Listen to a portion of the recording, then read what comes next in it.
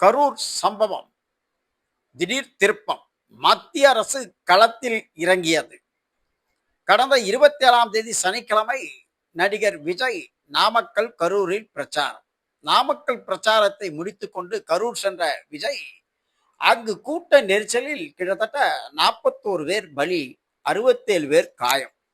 மருத்துவமனையில் தங்கியிருந்தவர்களை இரவோடு இரவாக சென்று தமிழக முதல்வர் விசாரித்து இறந்தவர்களுக்கு இறுதி அஞ்சலி செலுத்தினார். இதையடுத்து எடப்பாடி பழனிசாமி மருத்துவமனைக்கு மறுநாள் சென்றார். தற்பொழுது மத்திய நிதி அமைச்சர் நிர்மலா சீதாராமன், அமைச்சர் எல் முருகன் ஆகியோர் மருத்துவமனை சென்று பாதிக்கப்பட்டவர்களிடம் நலம் விசாரித்தனர். இச்சூழலில் மத்திய பாஜகவின் தலைவர் நட்டா 8 பேர் கொண்ட குழுவை அமைத்து விசாரணைக்கு கரூருக்கு அனுப்பி வைக்கிறார்.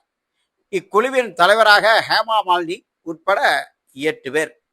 அனுராக் தாக்கூர், தேஜ்வி சூர்யா, பிரிஜிலால், அபிர்ஜித் சாரங்கி, ஸ்ரீகாந்த் சிண்டே, ரேகா சர்மா, புட்டோ மகேஷ்குமார் பாதிக்கப்பட்டவர்களிடம் விசாரித்து மத்திய அரசிடம் அறிக்கை சமர்ப்பிக்கும் என்பது இதுதான் முதல் முறை.